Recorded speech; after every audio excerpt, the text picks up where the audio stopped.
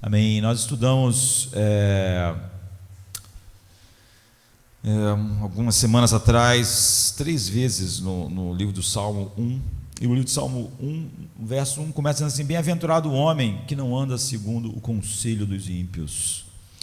E depois, no versículo 2, ele diz: antes tem seu prazer na lei do Senhor, e na sua lei medita de dia e de noite, e fala que ele vai ser como uma árvore plantada junto a ribeiros de águas. E quando chega no 4, diz assim: mas não são assim os ímpios, mas são como a moinha, a palha, não é?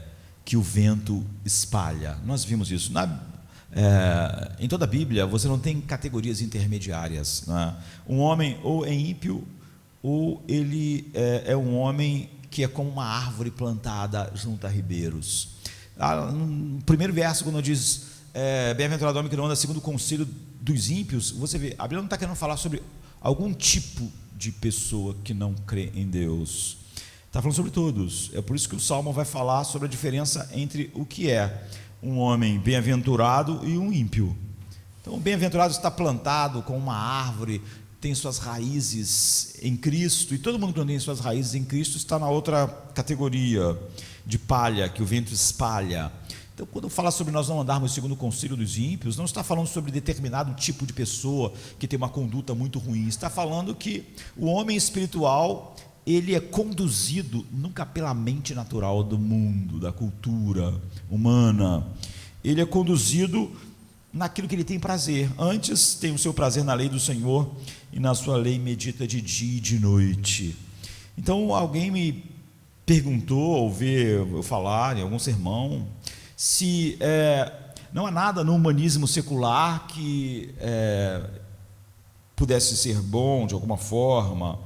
E é isso que eu vou responder hoje de manhã e à noite, se Deus quiser. O livro de Eclesiastes é a respeito disso, é a respeito da visão da vida do homem natural e a visão, e o que essa visão alcança. Eu diria que é o humanismo secular elevado ao máximo. Você não pode ir mais longe. Qual o resultado que traz? E em Eclesiastes 1, 8 e 9 diz: todas as coisas são canseiras, tais que ninguém as pode exprimir. Os olhos não se fartam de ver, nem se enchem os ouvidos de ouvir. O que foi é o que há de ser, e o que se fez, isso se tornará a fazer. Não há nada, pois, novo debaixo do sol. Então, há um filme, não é? Com Bill Murray, um ator americano muito engraçado, né? Tá 69 anos agora, humorista, e ele interpreta o papel principal do filme,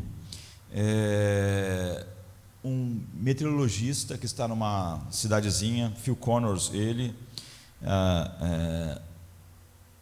no dia da marmota. E o filme é de 93. Aqui no Brasil, o nome do filme é O Feitiço do Tempo. Feitiço do Tempo.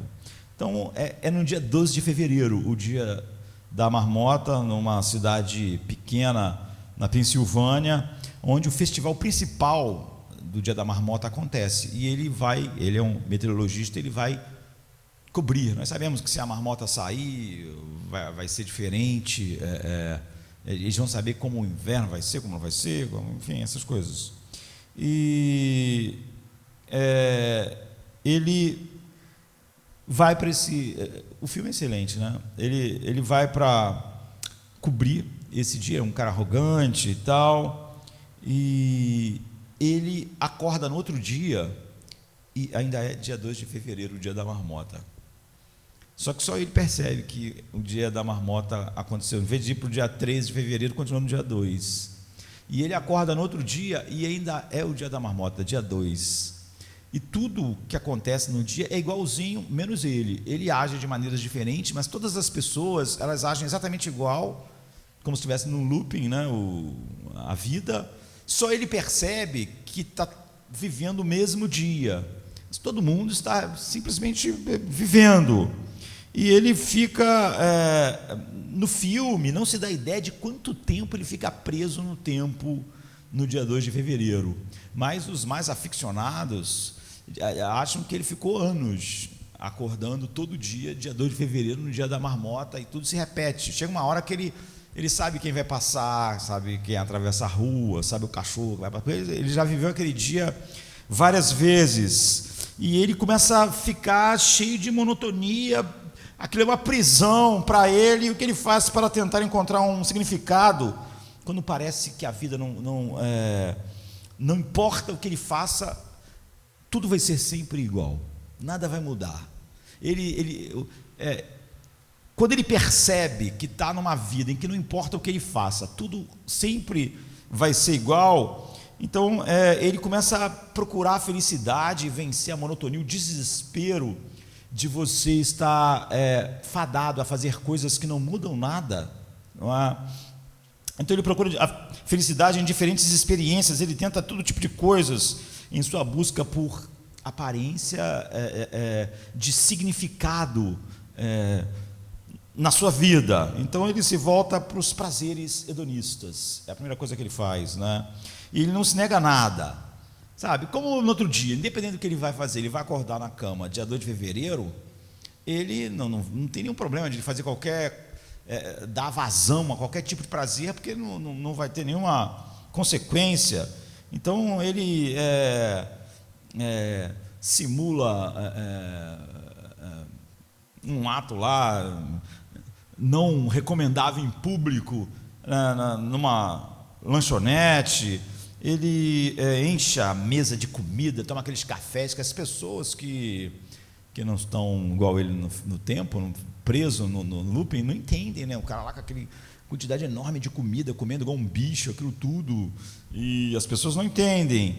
E um cara irrita ele dá um soco, coisas que ele não faria, porque você não dá um soco num cara forte que te irritou, mas ele sabe que mesmo que o cara batesse nele, arrebentasse ele ia acordar no outro dia, no dia 2 de fevereiro. Então ele dá vazão a todos os impulsos dele, ele fuma o tempo todo, e ele seduz as mulheres, ele dá em cima das mulheres que estão acompanhadas, ele dá em cima de todas as mulheres, e quando isso não satisfaz mais, porque apesar disso tudo volta a ser a mesma coisa, então ele se vira para a ganância. Então como é que é essa ganância? Então ele assalta um carro blindado, ele bola um assalto. Assaltar um carro blindado é perigoso, pagar tiro, morrer, mas que importaria? Ele assalta o carro blindado e rouba uma quantidade enorme de dinheiro, e aí ele vai e compra todas as roupas caras, carros caros, dirige aquelas coisas todas, e ele tenta viver o que nunca ele viveu antes, mas ele começa a se desesperar, né? Porque todas essas coisas não mudam nada. Então, diante da realidade que ele nunca vai escapar da maldição de acordar todo dia, no dia 12 de fevereiro, ele começa a se suicidar. Então ele se suicida. Mas o que acontece? Ele se suicida, mas no outro dia, assim que ele se suicida, o relógio toca e ele acorda, é o dia da marmota novamente, e finalmente ele pensa que se suicidar não vai resolver, e ele se volta ao conhecimento. Então ele começa a se dedicar à literatura medieval francesa. Ele nunca faria isso. Então ele lê todos os livros de literatura, ele fica um expert em literatura medieval francesa. Mas depois ele enjoa disso, depois que ele sabe muito disso, ele começa a estudar piano. Então ele vira um grande pianista, porque ele tinha muito tempo para estudar todo dia na 2 de fevereiro, ele podia ficar estudando, até se tornar um grande pianista. Ele se dedica às artes, e ele vai tentando se melhorar, ele faz tudo que você imaginar, escultura no gelo. Ele aprende a fazer escultura no gelo, e ele se torna um homem bem educado, um grande filósofo, porque ele vai estudando todas as coisas, mas ele nunca consegue acordar no dia 3 de fevereiro. Apesar de todas essas coisas, ele acorda no dia 2 de fevereiro, e finalmente a pegada lá do filme é que, enquanto ele não encontrasse satisfação, independente das coisas, ele estava preso ali, sobre aquela maldição. Então a última vez que ele vive no dia 2 de fevereiro, é quando ele finalmente gosta de alguém, em vez de ser hedonista e querer todas as mulheres, ele realmente se apaixona por uma mulher, só que ele sabe que é frustrante, porque no outro dia ela não vai conhecer ele tem que começar tudo outra vez, e ele diz para ela assim, para Rita: não sei o que vai acontecer amanhã, tudo que eu sei é que eu estou feliz agora com você. Eu não vou continuar contando o filme O Feitiço do Tempo, né? Porque vai que a gente entra no looping aqui e o culto nunca acaba, né? Então, esse é o ponto do livro de Eclesiastes. Pense, o filme O Feitiço do Tempo, o livro de Eclesiastes está dizendo, é a vida, esse é o ponto. Na verdade, o filme está fazendo o ponto do livro de Eclesiastes. Estamos presos em uma prisão monótona, onde nada do que você faz vai mudar nada. Essa é a vida. A única maneira de você viver uma vida significativa nessa existência, sem sentido, é encontrar uma satisfação e um contentamento em Deus. Enquanto você não fizer isso, tudo que você fizer não vai dar em nada. Como o homem natural, a mente natural, não está buscando em Deus, não importa o que o homem faça. Esse é o tema. Então há uma cena realmente interessante no filme, no início da experiência do Phil, quando ele está tentando descobrir o que está acontecendo, porque no início é óbvio que ele está perplexo com essa coisa de acordar todo dia no dia 2 de fevereiro, e ele senta em um bar, tem um boliche, e tem uns caras jogando boliche, bêbados, né, beberam, e ele chama os caras assim, conversando no meio daquela jogatina, e pergunta assim: olha, o que você faria? Ele pergunta para os caras bêbados: o que você faria se você estivesse preso em um lugar e todos os dias fossem iguais, e nada do que você faça realmente importe para mudar a sua vida? E um dos caras bêbados olha para a caneca de cerveja e diz: sim, é isso mesmo, você resumiu a nossa vida, a minha vida, é isso aí mesmo, você é inteligente, você pegou, é isso mesmo, não pode o que a gente faz. Não. Então a vida é o dia da marmota, é o que o livro de Eclesiastes diz. Então, o dia típico, olha o dia típico de qualquer um de nós, não é? Com poucas mudanças. Nós não somos profetas, mas o que acontece? Na segunda-feira o despertador desperta, sei lá, às 6 da manhã, 5 da manhã, para cada um no horário, e você dorme mais uns 10 minutos reclamando porque a hora chegou rápido demais, e daqui a pouco você tem que levantar, escovar o dente, sair correndo, pegar o carro, pegar o ônibus, pegar o metrô, não sei o que você pega, enfrenta o trânsito e finalmente você começa a trabalhar no seu trabalho, ou na sala de aula, ou na fábrica, ou sei lá onde, e você trabalha por algumas horas, e depois de algumas horas tem uma pausa, você vai almoçar, almoça, volta, então você volta ao trabalho, trabalha mais algumas horas, e depois que acabar, se você for uma pessoa saudável, né, você vai fazer um exercício assim, à noite, você vai na academia, quem sabe, e você se sentará então depois em casa, depois da academia, no sofá, para ver ali alguma programação, né, alguma coisa, e você chega a hora, você vai dormir. E o que você vai fazer no outro dia? Você vai fazer tudo de novo. Você vai repetir tudo de novo. E tudo de novo. Nós estamos presos em uma rotina, e nós tentamos entender o que tudo significa, como o fio vai ficando louco, como pode mudar as coisas com o que ele faz, estudando poesia francesa, o piano, ou dando vazão ao hedonismo, e há uma labuta monótona na vida, e você tenta, os gestores de empresa descobriram que isso é tão forte, que as pessoas, é bom quebrar um pouco essa monotonia, então eles fazem o quê? Na sexta-feira ninguém vai de gravata, não é? Vamos fazer diferente na sexta-feira, só para ser um pouco diferente, porque quem pode suportar?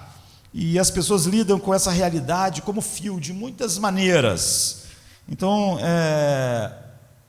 certa vez um professor estava contando que quando ele estava fazendo a faculdade, ele tinha que trabalhar numa fábrica para pagar as mensalidades. Ele era jovem ainda, mas ele foi trabalhar nessa fábrica para pagar as mensalidades. Ele estava cercado por homens de 40 anos, de 50 anos, e que trabalhavam naquela fábrica a vida inteira, fazendo a mesma coisa, há décadas, de pé, Ele disse, na linha de montagem, fazendo a mesma coisa 8 horas por dia, semana após semana, mês após mês, e já estavam trabalhando lá há 40 anos.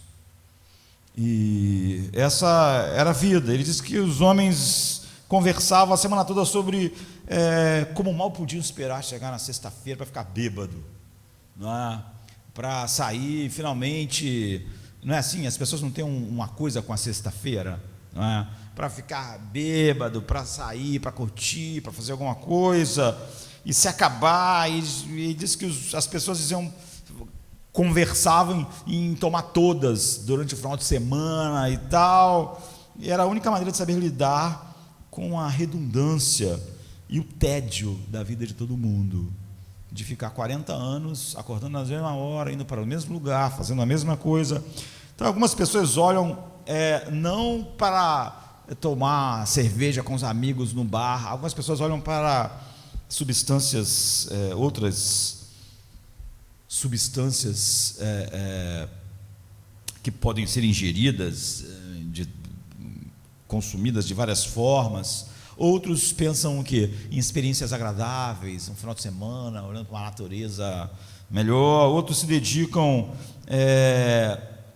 aos próprios trabalhos, pensando que isso um dia vai tornar a vida deles significativa.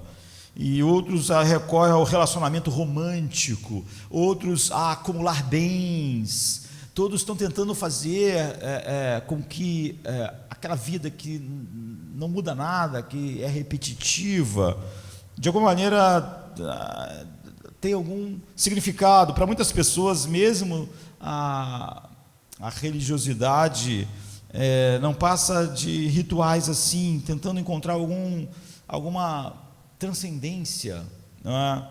Em Eclesiastes encontramos um cara confrontado exatamente com essa monotonia da vida, e ele tentou encontrar significado na vida sem Deus, como um ser humano só com a mente natural, só com o humanismo secular pode mudar as coisas, melhorar as coisas. Então, Eclesiastes foi escrito pelo mestre, o pregador. A palavra hebraica fala de um líder, de uma congregação. Então, quem é ele? Ele é o filho de Davi, rei em Jerusalém, diz Eclesiastes 1:1.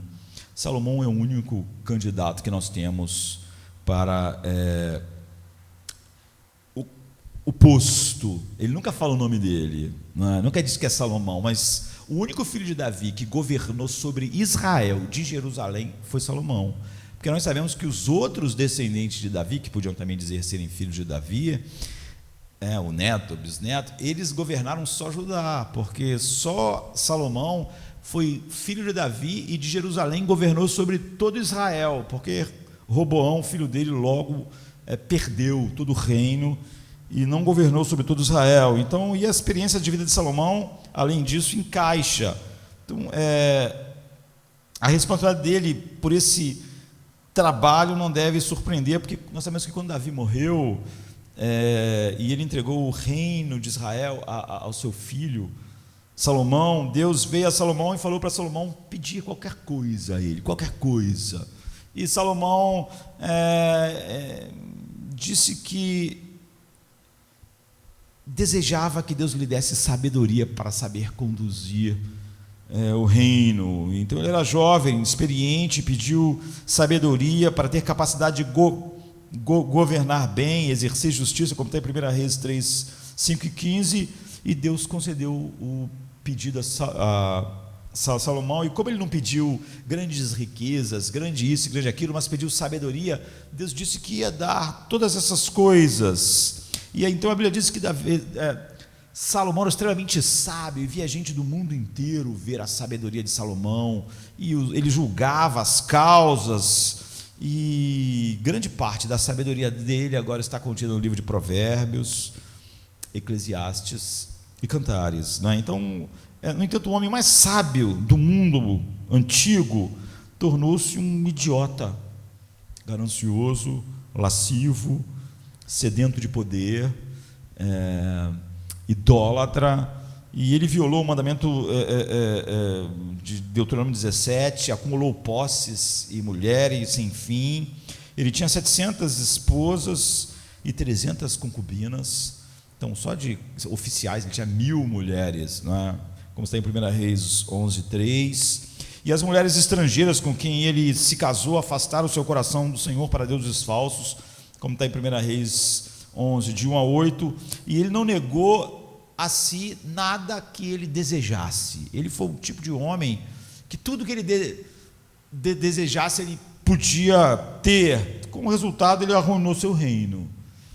E Deus disse a Salomão que, porque ele viveu assim, após sua morte, a família dele não ia governar sobre todo Israel, mas ia perder o governo. Então a mensagem de Salomão em Eclesiastes é igualmente relevante para nós hoje, quanto era para a época dele e para todos os tempos. As pessoas pensam consigo mesmas o tempo inteiro: olha, se eu pudesse ter mais dinheiro, se eu pudesse ter mais prazer, ou se eu pudesse ter mais sucesso, então finalmente eu seria feliz, finalmente eu teria paz, finalmente se a sociedade fosse organizada, se houvesse mais justiça social, eu ia ter paz, nós íamos ser mais felizes, nós íamos ser mais alegres, nós íamos ter... Isso é a essência do humanismo secular. Você vê, Salomão tinha tudo e tentou tudo.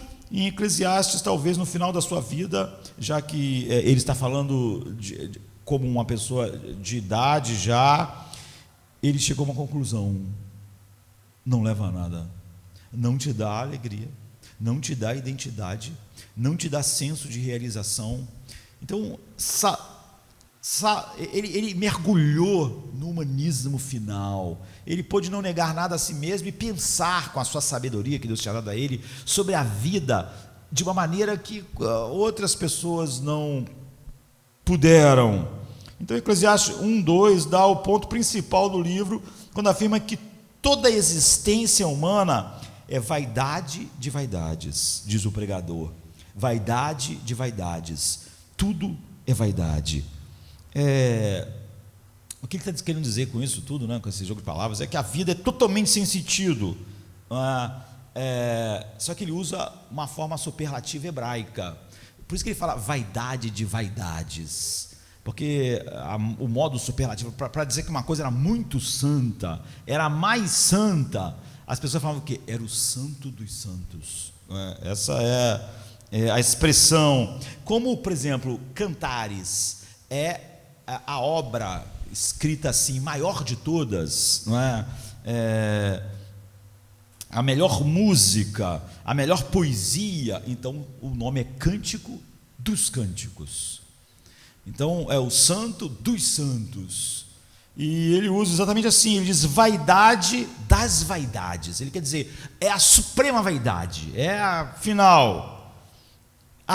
Todas as coisas que a mente pode pensar para dar significado à vida, é a coisa mais fútil que existe, é a vaidade das vaidades. A palavra então é usada mais de 30 vezes no livro, literalmente significa respiração, vapor. Sabe quando você, no dia frio, respira perto do vidro e embaça? Então ele diz, é isso, embaça, você pode até fazer um desenhozinho, mas some.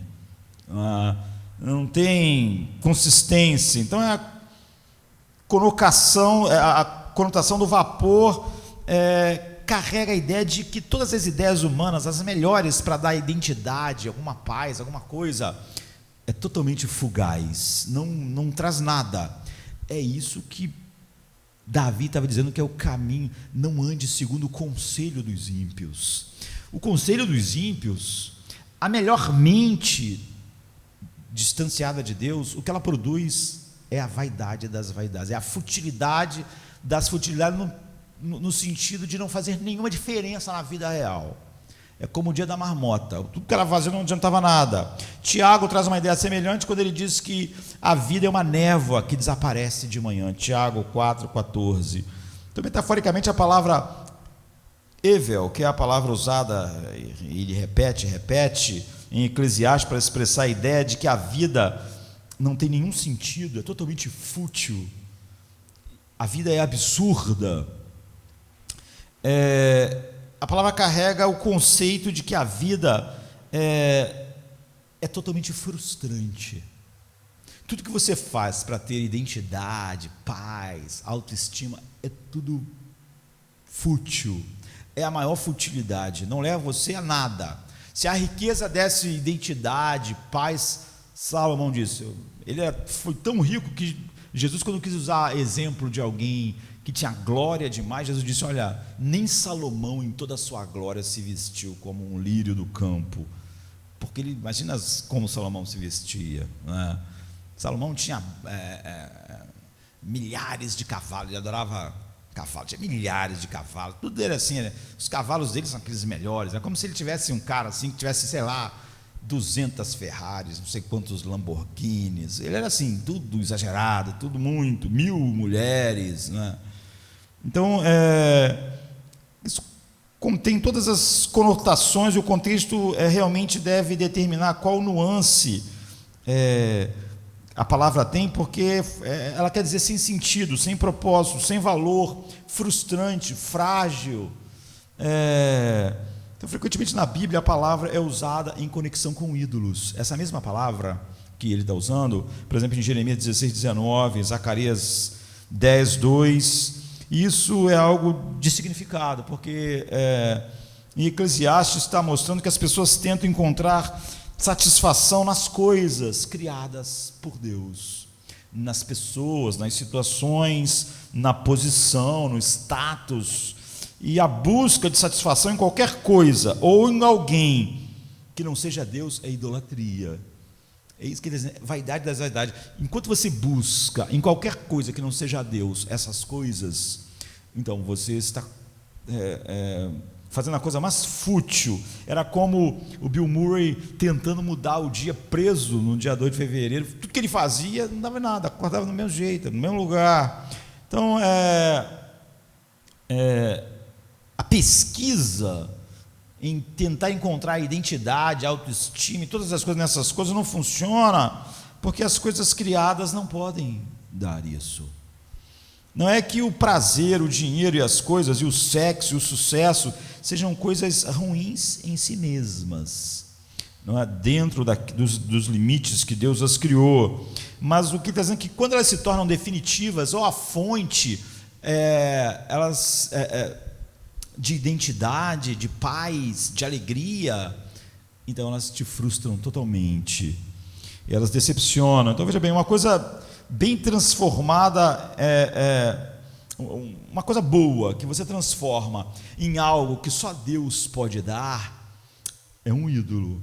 É sobre isso que ele está falando. Você vê, o livro de Eclesiastes é a experiência final do humanismo secular,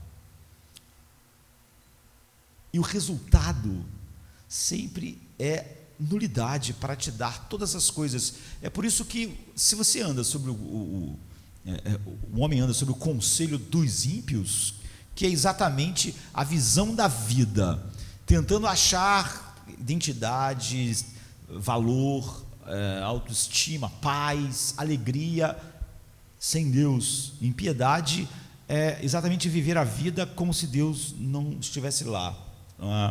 E piedade é viver a vida consciente da presença de Deus. Em tudo que você busca isso se torna um ídolo. Então a gente vê ao longo do livro que sucesso, posses, prazer e até a religião em si mesma são sem sentido.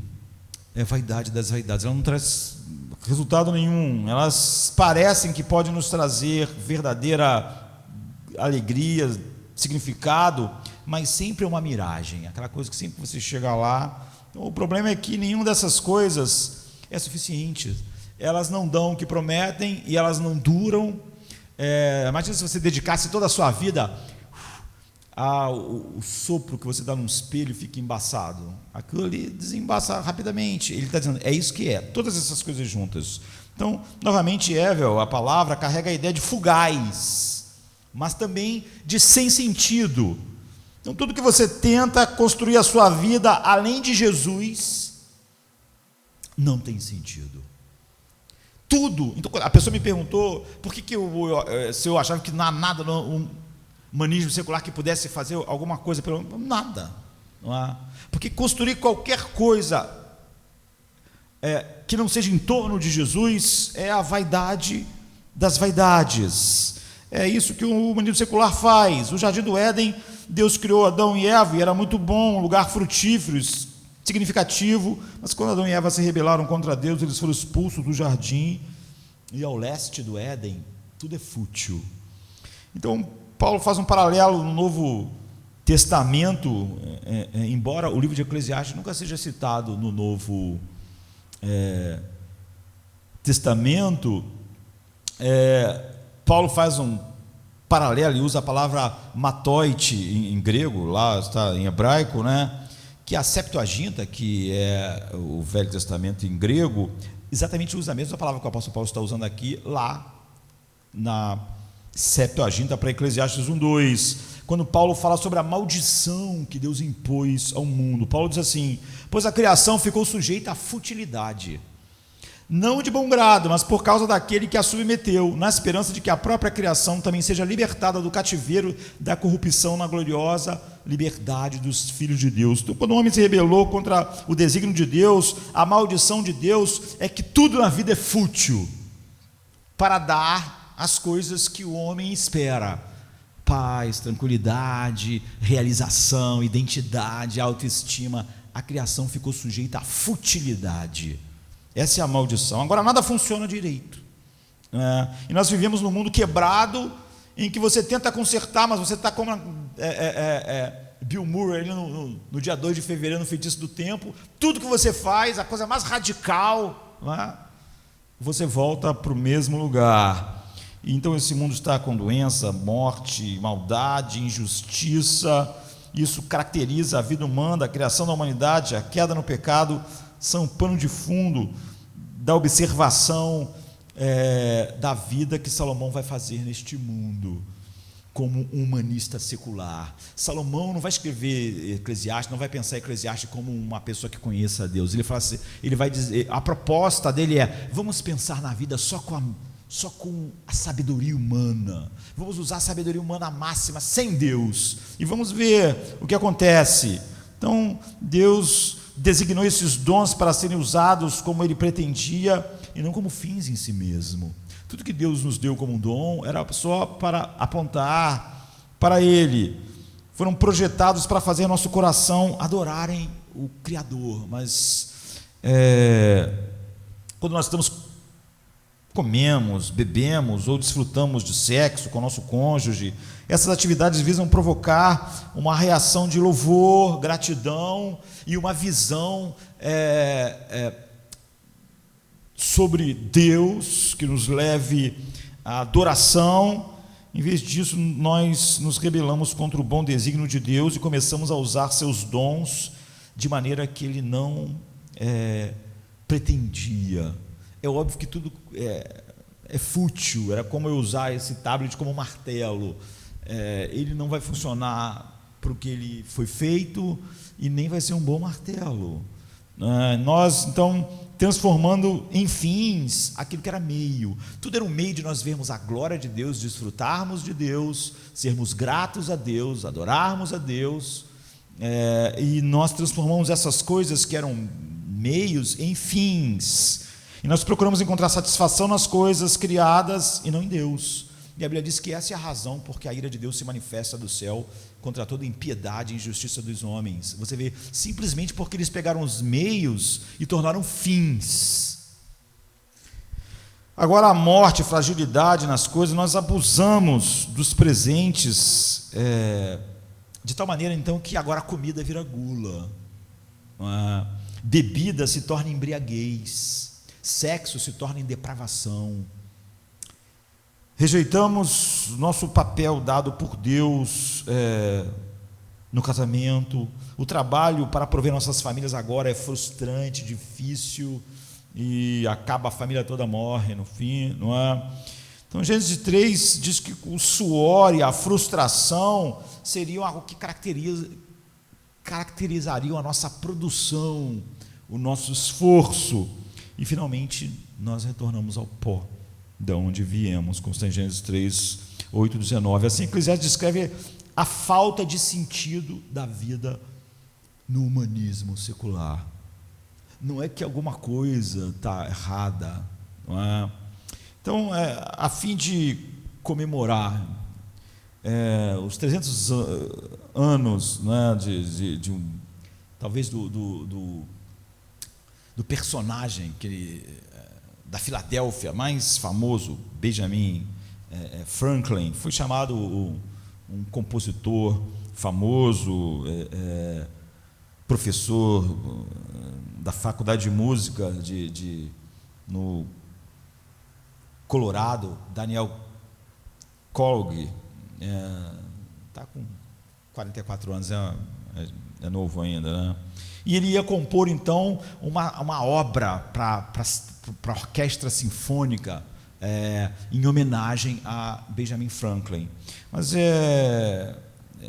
ele queria saber que tipo de música e história mais representariam bem Benjamin Franklin, que nasceu em 1706, morreu em 1709, e é um dos americanos mais importantes, né? Ele participa da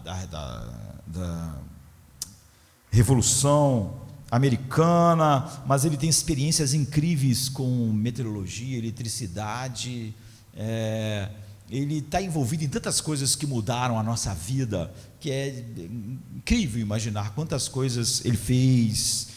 E ele era filho de um comerciante de vela que casou 2 vezes, e Benjamin Franklin é o 17º filho, né?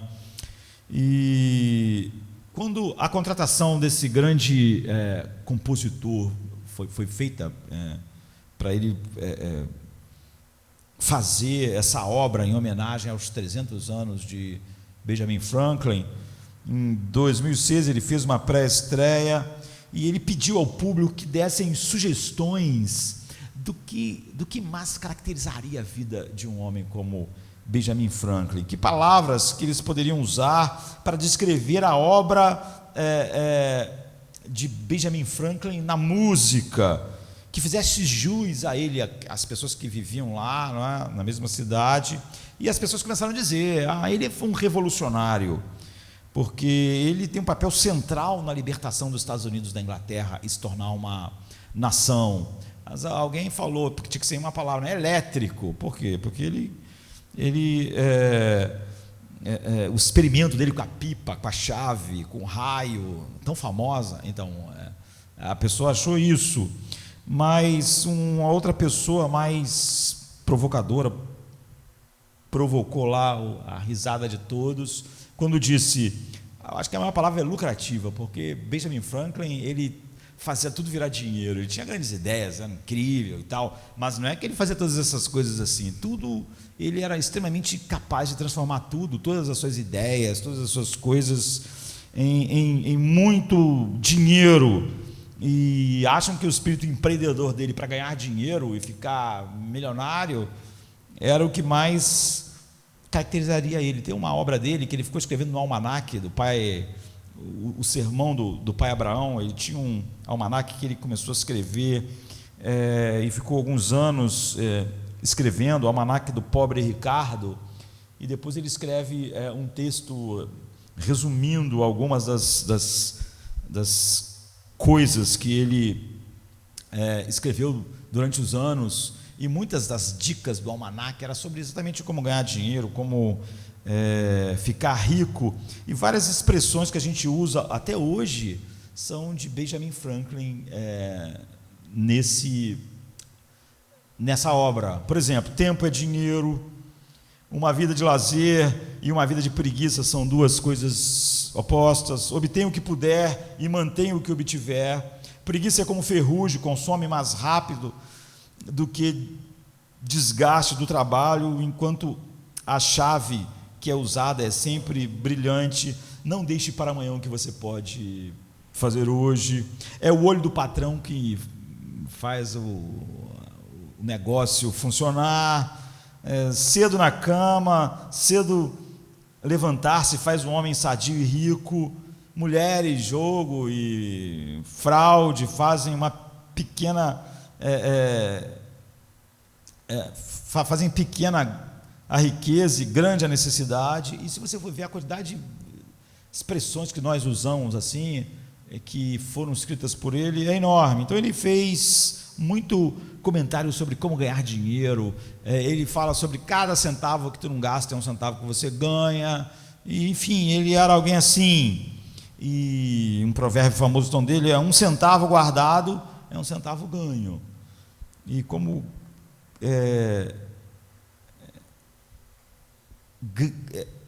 transformar ideias em muito dinheiro caracterizou ele, apesar de ele ser o cara que fundou os bombeiros na América, teve a ideia de como o bombeiro funciona até hoje, Correios. Não há nenhuma área que Benjamin Franklin não estivesse lá. O que ele está dizendo é o seguinte: você tem que transformar as coisas numa fonte de lucro, de lucro.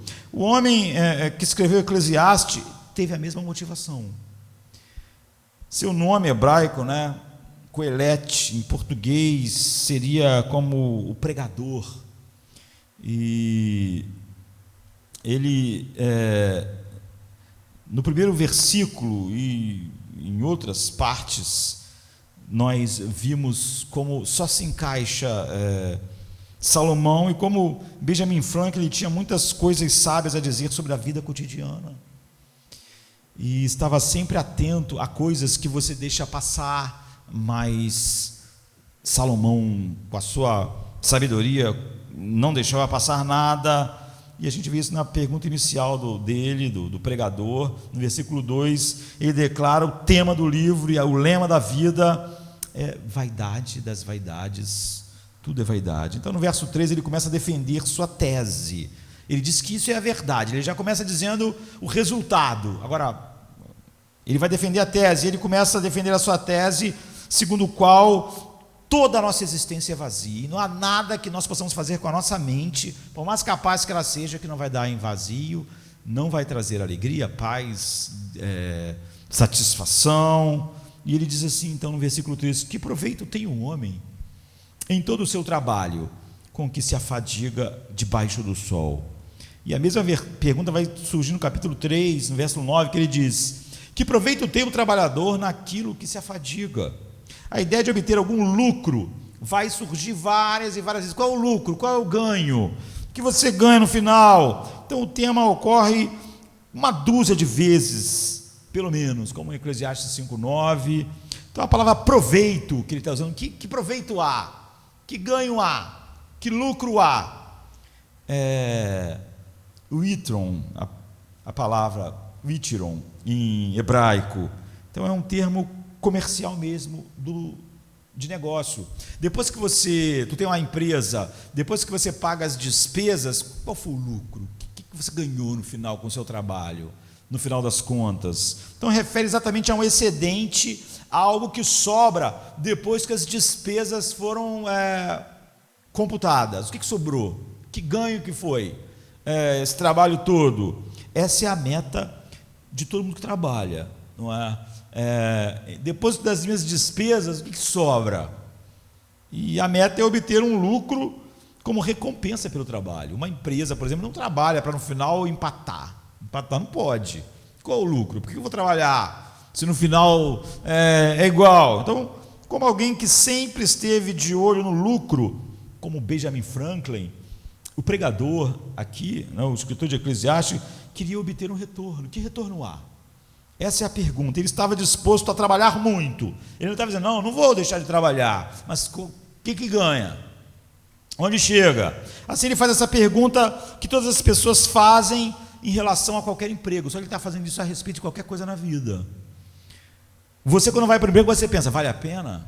A distância, o salário, o imposto que eu vou pagar, a despesa com transporte. Não, no final não vai ganhar nada. Então não vou trabalhar o mês todo para ficar com nada no final das contas. Então, as pessoas costumam acreditar que ao trabalharem um pouco mais, vão receber um pouco mais. Isso vai fazer diferença? Vai, então vou trabalhar mais. Fazer hora extra que vai fazer eu ganhar mais, isso vai ser bom, vou ganhar mais, então vou fazer mais. Mas o pregador começa a duvidar se isso se aplica à vida. Não é? Por isso ele pede que nós reflitamos sobre o que teremos apresentar o que ele tem para apresentar para nós, para a vida. Ele vai dizer: pense sobre tudo na vida de uma maneira apenas secular e pense que ganho você tem. Então a resposta que o pregador dá aqui é absolutamente nada. Não vai adiantar nada, não vai te dar nada. Não é que o humanismo secular vai poder te ajudar um pouco, mas não tudo. Não vai dar nada. É inútil. Então ele levanta perguntas sobre perguntas, mas ele não quer a informação, ele tem as respostas. O que ele está fazendo eu já falei isso aqui, é andragogia, né? A maneira que você ensina adultos, perguntando a eles, fazendo eles pensarem, instigando o pensamento. Então, a andragogia é a arte ou ciência de orientar adultos a aprender, segundo a definição que foi cunhada, né? Foi inventada em 1970 por Malcolm Knowles. E esse termo se remete, então, a você educar adultos, porque pedagogia vem da palavra grega, né, que fala de criança, de você ensinar criança. Você não vai ensinar a criança fazendo perguntas difíceis para elas raciocinarem, elas vão aprender. Não é? Paidós, né? Criança, disso que vem pedagogia. Mas quando você ensina adultos, você usa andragogia. É por isso que eu nunca explico frases, as pessoas reclamam na internet. Poxa, o que essa frase quer dizer? Não tem frase, você tem que pensar. Esse é o objetivo. O objetivo é você ficar pensando para você entender. Se alguém disser que aqui pronto, não tem sentido. Eu escrevi um artigo, né? Quando eu quero explicar tudo, eu escrevo um artigo. Escrevi uma frase, eu quero que você pense nas implicações. Então, Coelete, ele já tem a resposta, ele pergunta apenas para chamar nossa atenção. Então, segundo a sua experiência, não importava o quanto a pessoa trabalhava, ela nunca ganhava nada na vida. Não importa o quanto você achar que entende a respeito daquilo que vai te dar paz, alegria, descanso, não ganha, não dá. A palavra que ele usa para labuta é simplesmente a palavra hebraica comum para trabalho, amal. Mas às vezes essa palavra possui uma conotação negativa, que é o que acontece aqui. As pessoas trabalham muito, labutam por um tipo de lucro, mas o que eles recebem em troca por todo o seu esforço? Nada. É como se você trabalhasse o mês todo e não ganhasse zero, salário zero. Ele diz: é isso que o humanismo secular dá a você, a melhor da mente humana se aplicando à vida. No final você vai ficar com nada. É a vaidade das vaidades. Então o problema do esforço infrutífero, a dificuldade de algumas pessoas de perceber, é ilustrado num poema famoso de Stephen Crane, que morreu em 1900, é um romancista americano famoso, né? Ele diz assim: vi um homem buscando o horizonte, correndo, dando voltas, perturbei-me com isso. Abordei o homem e disse: é fútil, você jamais conseguirá. Mentira, ele gritou, e continuou correndo. Tá vendo? No poema aqui ele quer dizer a mesma coisa. O cara estava tentando correr para alcançar o horizonte. Ele viu o cara correndo e falou para o cara: poxa, é fútil, você nunca vai alcançar o horizonte, é inútil. E o cara disse: não, eu vou conseguir, e continuava correndo. Ele está falando a mesma coisa que o autor de Eclesiastes. Na verdade ele está baseado em Eclesiastes.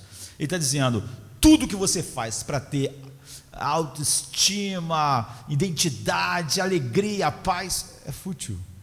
Não é que isso vai dar pouco, vai dar nada. Você acaba vazio. Você está andando em círculos. Para demonstrar seu argumento que nossos esforços dão em nada, o pregador apresenta uma lista de coisas que parecem levar a nada, a nenhum lucro. Então a primeira parte do seu poema introdutório dá exemplos na criação, no mundo natural, no verso 4 e 7, e depois ele passa para a experiência humana, no verso 8 a 11. Ele diz: não importa, se você olhar para a natureza, se você olhar para a experiência humana, dá em nada, é tudo fútil. O resultado sempre dá o mesmo. Não é que às vezes dá mais, às vezes dá menos, não. O resultado é igual, é zero, é nada, é fútil.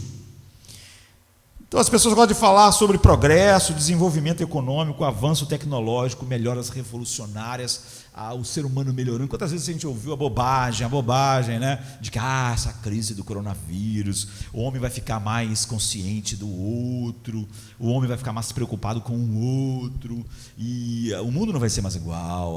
Depois de uma pandemia, as pessoas vão ficar mais tolerantes. A pandemia nem acabou, as pessoas saíram queimando as cidades, jogando fogo nas pessoas, não é? É como se fosse um grito bem alto: nada muda o ser humano, não vai mudar nada, nunca haverá qualquer avanço, nada muda, tudo é o dia da marmota.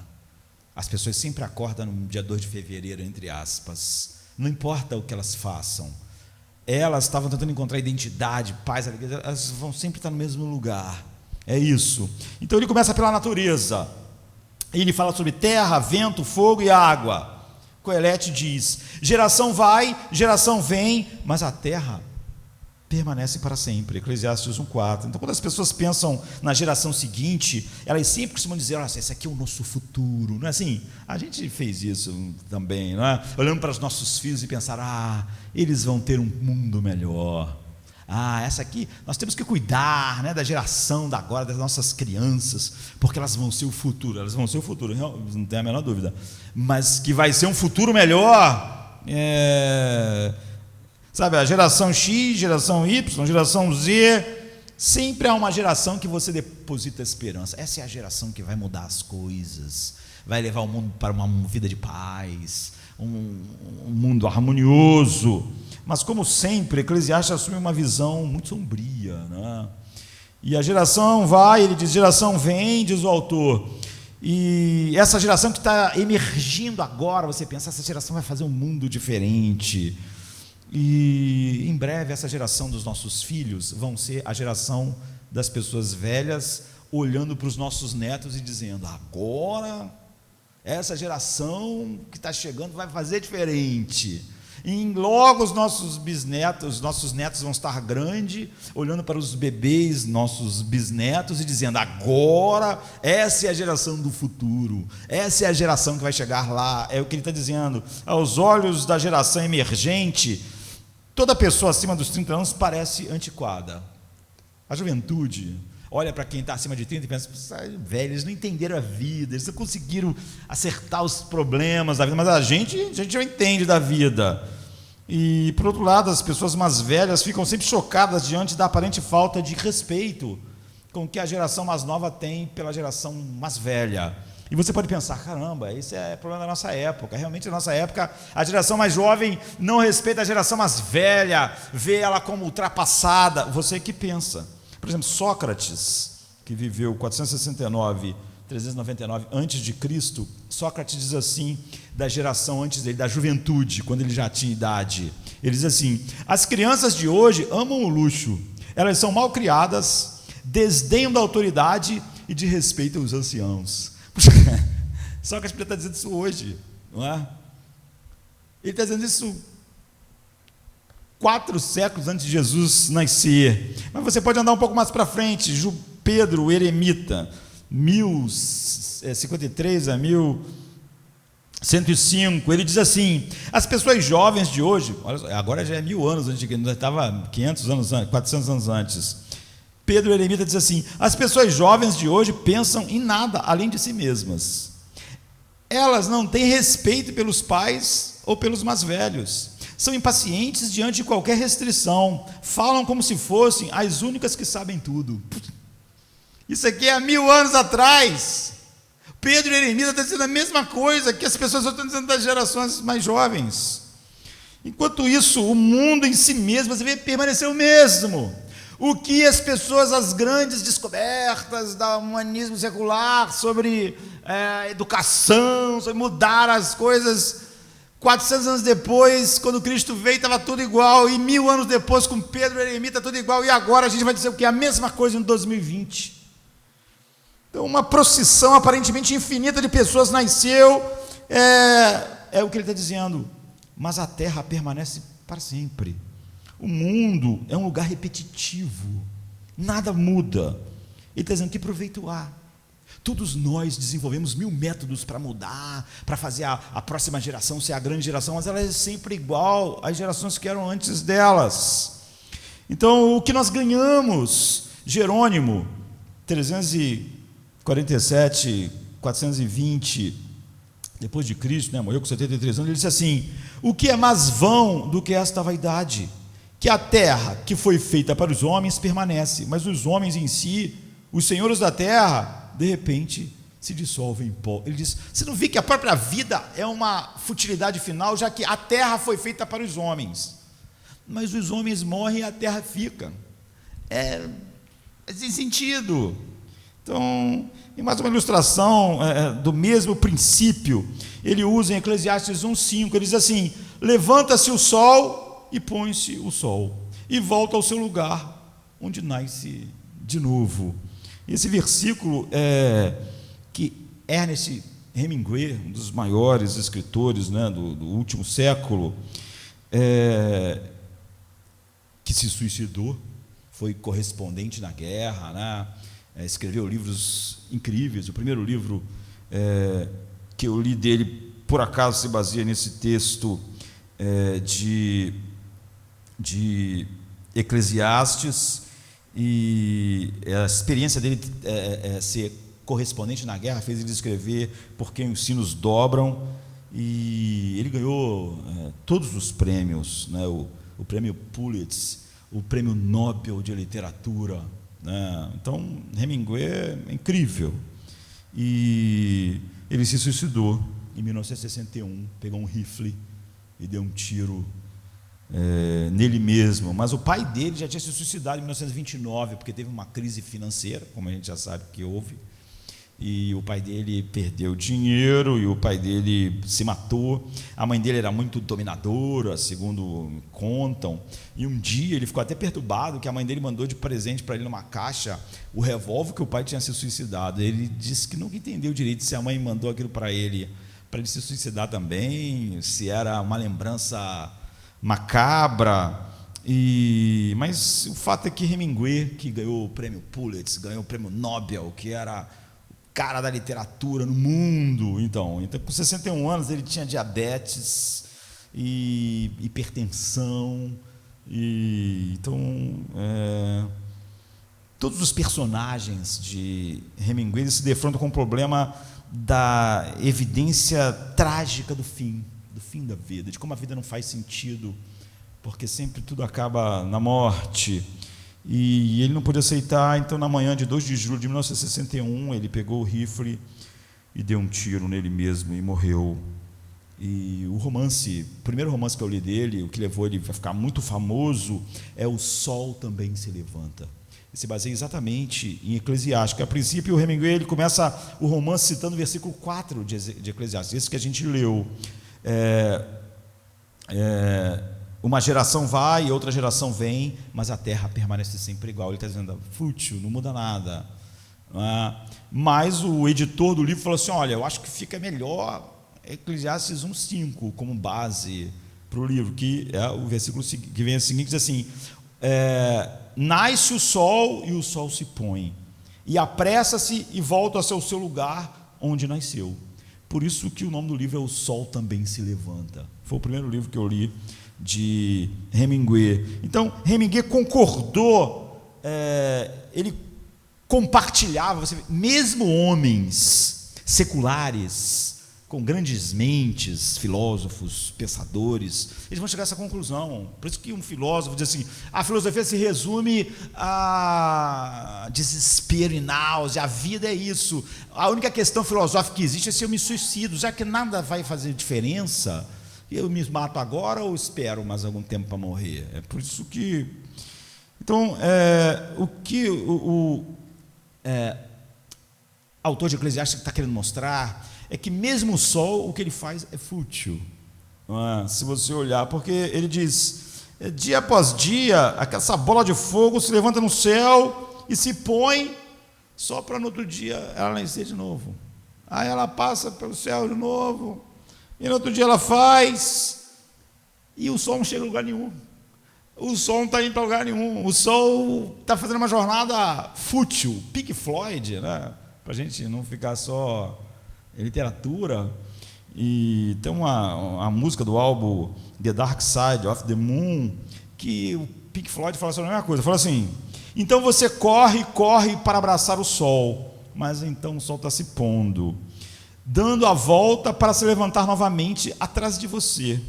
O sol é o mesmo num sentido relativo, mas você está mais velho, com menos fogo, com menos fôlego e um dia mais próximo da morte. E o Pink Floyd diz: isso é a vida. A gente acorda todo dia para correr atrás do sol, mas aí quando ele se esconde, no outro dia ele surge atrás de nós. Só que parece que é o mesmo sol, mas você está mais velho, e você continua correndo nessa caminhada fútil do sol, você correndo atrás do sol, no final você morre. Então, segundo Eclesiastes, até mesmo o sol perde o fôlego. A palavra volta, ele dá volta, na verdade a palavra hebraica, a palavra hebraica para afegar. Quando você... ele está dizendo que o sol está assim, né? Chape a palavra, para indicar que o sol corre de leste para oeste, e ele volta para o mesmo lugar. Ele está querendo dizer o seguinte: o sol não sai do lugar, ele volta para o mesmo lugar, ele corre o dia inteiro, mas ele volta para o mesmo lugar. É como a nós, é como a vida, nós voltamos. Então ele diz: quando você se volta para a natureza, você vê que acontece a mesma coisa. O pregador olha para o sol, o autor de Eclesiastes, e tudo que ele vê simplesmente é monotonia sem sentido. O sol não para, mas ele não vai a lugar nenhum. E depois ele fala sobre o vento. O vento nos mostra a mesma coisa. Ele diz, no versículo 6, o vento vai para o sul e faz o seu giro para o norte, volve-se e revolve-se na sua carreira e retorna pelo mesmo caminho, de novo, de novo, de novo. Então nós imaginamos e vemos o vento soprando, sudoeste traz frente fria, mas às vezes o vento está vindo em outra direção. Enfim, o que ele quer mostrar, no caso dele aqui, falando da Palestina, é que o sol se rasteja do leste para o oeste. O vento que ele está mencionando está indo do norte para o sul. O vento, ele está dizendo, parece ter liberdade de soprar para onde ele quiser. De tal maneira o vento parece ter essa liberdade, às vezes ele está soprando do sudoeste, às vezes está de norte para sul, que Jesus usou essa certa liberdade do vento como a obra do Espírito. Não? O Espírito é como o vento, ninguém sabe de onde vai, nem para onde vem. Jesus usa essa analogia famosa em João 3,8. No entanto, o vento segue suas correntes costumeiras, ele sopra, passa, volta, dá a volta, segundo um curso circular, mas ele nunca alcança destino nenhum. O vento não vai para lugar nenhum. Por mais que seja o seu movimento parecer aleatório, ele na verdade acaba se repetindo e não chega a lugar nenhum. O fluxo da água, ele diz, é a mesma coisa. Todos os rios, ele diz, correm para o mar. É até famoso essa expressão de Eclesiastes. E o mar não se enche. Ao lugar para onde correm os rios, para lá eles tornam a correr. Eclesiastes 1,7. Quando ele fala sobre como a água corre e torna, ele não está pensando aqui no ciclo da água. Até poderia, né? Mas ele estava no limite do conhecimento da época. Podia falar sobre o ciclo da água sem fim, evapora, a chuva, cai, corre, vai para o lençol freático, evapora e faz tudo de novo, de novo, de novo. Ele está falando sobre como todos os rios e correntezas correm para o mar, mas parece não fazer nenhuma diferença, não é? Por exemplo, onde ele está vivendo, tem o Rio Jordão que corre há milhares de anos lá para o rio, por Mar Morto. Ele está dizendo o seguinte: está vendo, o Rio Jordão, ele está indo para o Mar Morto, você vê ele, a tua vida inteira tu vê ele, mas o mar fica cheio, parece que não fazia sentido. Era para cada ano a gente vê o mar mais cheio, o rio não está parando de jogar água nunca, aqui é para encher. Ele diz, a vida é igual, tudo parece que ia fazer alguma diferença, mas não faz diferença nenhuma. Onde está o progresso? Qual é o lucro? O que você está ganhando? O que o homem está ganhando? E você passa a sua vida inteira trabalhando para uma empresa após outra, ou fica na mesma empresa, mas o que você ganha em troca de tudo isso? Hoje em dia já é difícil chegar aposentadoria, naqueles dias nem tinha isso. Mas e depois? Você espera morrer? E os 40 anos, 50 que você trabalhou, e as pessoas que trabalham em casa, nunca acaba, sempre tem uma próxima refeição, faz o almoço, tem que lavar a louça, daqui a pouco começa a sujar tudo de novo. É igual os rios correndo para o mar, que nunca enchem, e sempre há outros pisos. Eu já disse aqui que uma escritora famosa americana disse que a luta dela é contra a poeira, que é a grande inimiga dela. Ela passa a vida contra a poeira, ela limpa a poeira, ela aspira a poeira, ela passa coisa na poeira, ela tira a poeira, e ela parece vencer, mas no outro dia a poeira volta, e ela limpa a poeira, e limpa, e um dia ela vai morrer e vão jogar a poeira em cima dela, porque a poeira sempre ganha. É inútil.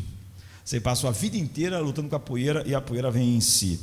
Então, o dia como uma música famosa de um musical famoso, Old Man River, de um musical famoso, a primeira vez que foi apresentado em 1926, é baseado num livro já famoso, e é um cara que trabalha no cais. Então ele trabalha no cais, aquela coisa toda do cais, no rio Mississippi. Então ele trabalha, barco vem, barco chega, descarrega barco, ele diz, e o rio está sempre igual. Então a letra se parece muito com Eclesiastes do musical, dessa música famosa do musical. Diz assim: eu cansei-me de tentar, estou cansado de viver e ao mesmo tempo estou com medo de morrer. Mas o velho senhor rio, ele simplesmente continua a correr. O que há de novo? Ele está dizendo: eu trabalho no rio há 30 anos, carreguei, lutei, fiz, eu olho para o rio, ele está sempre morrendo. O que mudou esses 30 anos do meu trabalho? Não mudou nada, ficou tudo igual. Se o sol e o vento e os poderosos rios nos mostram que o seu trabalho é totalmente fútil, então que esperança nós temos de nós mudarmos alguma coisa? Se o sol anda e não vai para lugar nenhum, se o vento corre, não vai para lugar nenhum, se os rios enchem o mar, não fazem nada, que esperança a gente tem na nossa vida ser significativa? Ser tão significativa que nos dê uma autoestima, ou então nos dê paz e tranquilidade.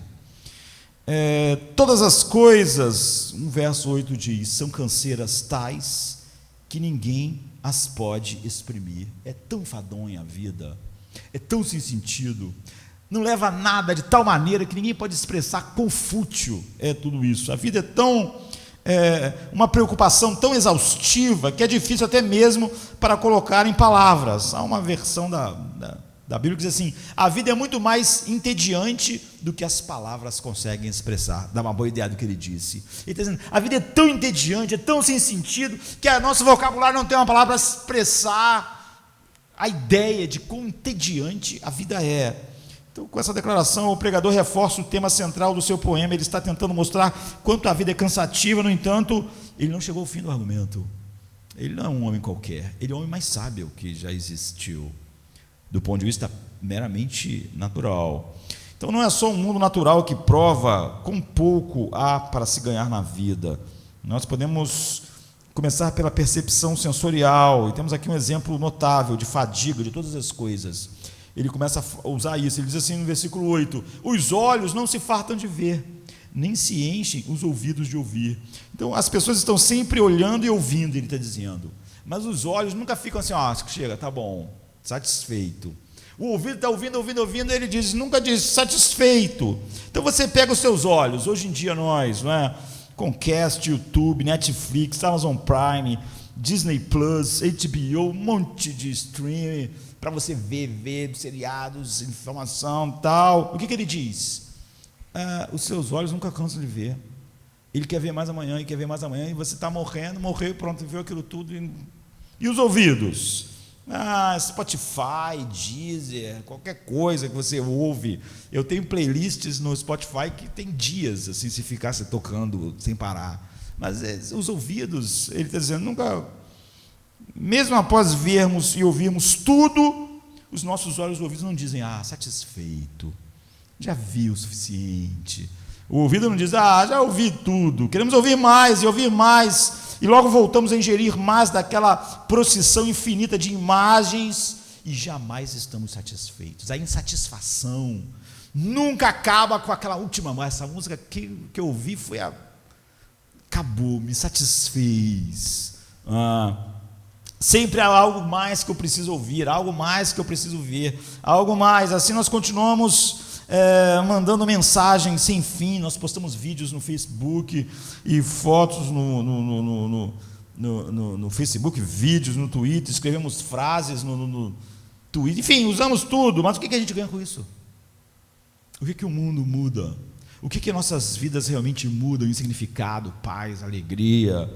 O que nós realizamos? Ele está perguntando: que lucro há no fim? Não há nada. Essas são perguntas importantes.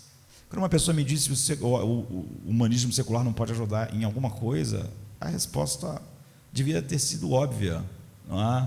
Porque você vê que, apesar de ser isso que Salomão está falando, e Eclesiastes e a Bíblia, muitas pessoas como Hemingway, muitos ateus, perceberam a mesma coisa, a futilidade final.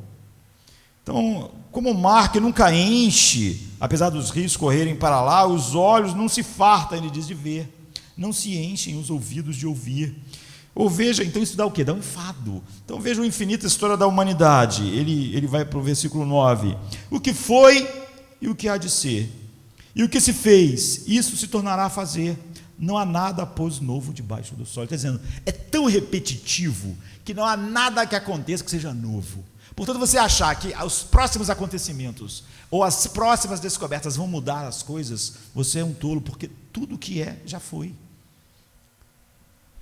Nações se levantam e caem, mas a natureza do homem permanece a mesma. O Império Romano durou muito mais do que a nossa civilização ocidental, com suas grandes conquistas. As pessoas pensaram, o mundo nunca mais será o mesmo. O Império Romano mudou tudo, não mudou nada. Não mudou nada, os séculos que ele dominou. Então há tempos de guerra e há tempos de paz, mas mesmo em tempos de paz, ele diz, nós sabemos que a guerra vai voltar. Mas sabemos que nossas últimas guerras não trouxeram paz de verdade. Na verdade, alguns conflitos parecem nunca acabar, como a luta eterna entre os judeus e os árabes, por exemplo, e tudo se repete. Por exemplo, nos Jogos Olímpicos de Verão de 2018, quando combatentes russos invadiram a Geórgia, Yogi Berra, um cara, um esportista famoso, que tinha umas frases engraçadas, que foi a inspiração para criar o Zé Colmeia, ele está dizendo isso, olha, tudo que acontece a gente já viu, não é? Porque o que aconteceu em 2008 era igualzinho à invasão soviética da Hungria em 1956, era a mesma coisa. Então, essa alegação tão generalizada de que nós podemos estar tentando, ao citar todas, ficar aqui o dia inteiro, não é? A ideia de que deve existir pelo menos uma coisa nova debaixo do sol, uma coisa que realmente faça diferença, a próxima ideia do humanismo secular, a próxima ideia do homem a respeito de alguma coisa. O pregador de Eclesiastes parece quase disposto a contemplar essa possibilidade, que alguma coisa nova possa surgir. Mas ele diz assim no verso 10, há alguma coisa de que possa se dizer, vê, isto é novo? Mas rapidamente ele descarta a possibilidade, ele diz assim, tudo que parece ser novo já foi no século antes de nós, só parece ser novo porque você esqueceu. Você só acha que agora você vai encontrar o caminho da satisfação da alma, da paz, da harmonia, porque você esqueceu do que aconteceu no passado. Você só acha que aquelas coisas são novas por causa disso. Para dar um exemplo, veja a descoberta do novo mundo, não é? Como toda criança sabe, não é? Colombo, 1492, navegou pelo Mar Azul, ia mudar tudo agora com a descoberta do novo mundo, mas todo mundo sabia que ele não era a primeira pessoa a chegar no novo mundo, e os pescadores bascos já pescavam bacalhau na costa da Terra Nova. E os comerciantes de Bristol mandaram uma carta famosa a Colombo, dizendo, quando ele voltou triunfante, dizendo, você sabe que nós já tivemos na América antes. E quando a gente vai ler, no século XV, Shang Hi, com a sua frota imperial chinesa, Ou então você começa a ler sobre os vikings, como Leif Erikson, que viveu de 970 a 1020, como ele vinha até o Canadá, e nada era novo. Colombo chegar na América não ia mudar a história do mundo, já tinha acontecido antes. Algumas pessoas podiam ter esquecido. Quando você pensa, não, agora o telefone sem fio, celular vai mudar tudo, foi o que as pessoas pensaram quando inventaram o telégrafo. Foi quando pessoas pensaram quando inventaram o telefone normal. O mundo vai mudar, e não mudou o mundo. A próxima coisa que chega, a gente sempre acha que vai mudar o mundo, porque a gente esquece, é sempre igual, não é? Então, além do mais, as pessoas que criam essa invenção possuem a mesma natureza, esse que é o problema. O cara que inventou o telégrafo tinha uma natureza humana caída, isso que gerava todos os problemas. Aí depois ele inventa o telefone, e aí a natureza humana cria todos os problemas. Aí a gente inventa a internet, as redes sociais, olha para ela. Se tem um lugar que mostra onde os seres humanos são totalmente sem acordo, sem paz, uns degladiando os outros, são a rede social. A rede social e a nossa tecnologia melhorou o ser humano em nada, só mostra mais a sua feiura, porque agora você conhece a feiura do vizinho, tu conhece a feiura do cara que mora no outro estado, tu conhece a feiura do cara que mora em outro país, e tu conhece a feiura do cara que está lá no outro lado do mundo. Só isso. Então, C.S. Lewis dizia assim, o quê? Nós irmos para outro planeta? Tomara a Deus que a gente nunca vá para planeta nenhum, porque a única coisa que o ser humano vai levar para esse outro planeta é pecado, infelicidade. Ou seja, nós temos hoje os mesmos problemas fundamentais que as pessoas tinham antes de inventarem o telégrafo. Quando elas inventaram o telégrafo, elas acharam que isso ia mudar alguma coisa, mas não mudou nada. Isso explica porque a história parece não estar levando a lugar nenhum, porque na verdade ela não está. Ela é como o sol, que nasce todo dia, dá uma volta e volta para o mesmo lugar. O que vemos agora é o que as pessoas têm visto no passado. Ex-defensor no futebol americano, famoso campeão, Matt Ellen, ele diz assim: se as pessoas lá fora acham que isso é algo novo, deixe-me citar um pouco das Escrituras, deixem elas lerem Eclesiastes, nada é feito que não tenha sido feito antes, isso não vai mudar nada. Quanto mais as coisas mudam, mais elas permanecem iguais. E sempre que algo parece ser realmente novo debaixo do sol, isso só se deve, o autor de Eclesiastes dizer, porque você esqueceu, porque você não lembra, porque você não é aplicado. Então o poema do pregador sobre a repetição enfadonha termina com uma linha sobre a perda da memória.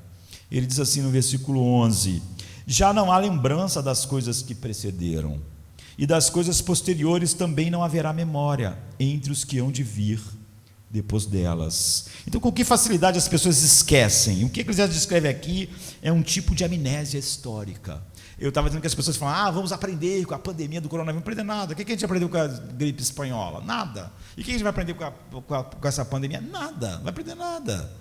Agora, você só acha que as pessoas vão aprender alguma coisa porque a sua memória já esqueceu do que aconteceu na gripe espanhola. Porque se você não tivesse esquecido, você ia ver que não é nada. É o que ele está dizendo. As pessoas não costumam conhecer bem a sua história. Por isso, algo parece novo para elas. E algo parece que vai dar algum resultado. Só porque elas não conhecem a história, de ver que aquilo já aconteceu e não trouxe resultado nenhum. Então, por exemplo, nós costumamos imaginar que os Estados Unidos da América é a primeira grande civilização da América do Norte. Mas não é verdade. Há mais de 1000 anos, os Anasazi construíram uma grande cidade no Cacho Canyon, no Novo México, que tinha prédios de 5 andares. Era uma grande civilização, as pessoas pensaram que estavam vivendo uma grande vida, que estavam mudando a história. Hoje a gente não sabe quem eles eram, a gente não tem a menor ideia. A comunidade Caóquia, perto de San Luis, tinha 40 mil habitantes, só numa das cidades e prédios, de tal maneira que a primeira cidade americana que conseguiu ultrapassar eles em quantidade e tal, foi a Pensilvânia no século XIX. Mas quem se lembra dessas pessoas? Quem são os Anasazes? Quem são eles? O que eles viveram? Qual é a história deles? Nós podíamos olhar Os povos aqui na América Central e do Sul, eles foram esquecidos, mas você também será, eu também serei. Nós achamos que, ao contrário dos Anasases, dos Jebuseus, nós vamos ser lembrados, mas não vamos. Nós vamos ser completamente esquecidos. Nossas descendentes sequer se lembram de nós. Se eu perguntasse aqui, quem sabe o nome do seu tataravô, a maioria não sabe. Não sabe, da sua família, a gente esquece. Afinal, quando as coisas que ainda hão de acontecer, ele diz, vão ser esquecidas também. E a mesma falha de memória acontece em termos individuais. Há muitas coisas das quais você não se lembra mais, é só por isso que você repete. Você achava que um grande amor ia te dar significado quando você tinha 17 anos. Agora, quando é 40, você já esqueceu que aquela coisa não deu significado nenhum na sua vida, você acha que agora daria. Então, o lugar em que a gente viu pela última vez aquilo que estamos agora procurando, é difícil lembrar. E o que nós seremos quando nós mesmos começarmos a esquecer a nossa vida, quando nossa memória começar a falhar? Ou será que a última lembrança de nós também se perderá antes de nós morrermos? Então, vaidade das vaidades, todas as coisas são cheias de fadigas. Isso é o humanismo secular. Não dá nada, não leva a nada. O humanismo secular é o melhor da mente humana, pensando sem Deus, olhando para qualquer coisa maravilhosa sem Deus, o sol, como ele está olhando, os rios, o trabalho. Então você está começando a concordar com a filosofia do pregador, com a sua andragogia. Você ainda acha, às vezes, discordando, que há algum lucro em seu trabalho, que vai vir algum significado que você está fazendo. E em sua ladainha de fracasso, ainda não te convenceu de que a vida nada mais é do que labuta e frustração. E aqui é crucial entender o propósito do pregador. Há uma razão pela qual ele quer que nós sintamos a fadiga, a futilidade da vida debaixo do sol. Essa é o objetivo de Eclesiastes. Que você veja que tudo que o homem pode produzir com sua mente não dá em nada, é totalmente fútil. Ele quer levar-nos ao ponto em que nós comecemos a temer que esse tipo de observação, tudo é vaidade, seja honesto, que nós realmente sejamos os homens que diz, tudo que o homem fizer não vai dar em nada, nunca vai dar paz a ele, nunca vai dar significado, nunca vai dar solidez, nunca vai dar alegria verdadeira, nunca. Agora, como é que o humanismo secular poderia nos ajudar? Mesmo ateus chegar à conclusão de que ele não pode.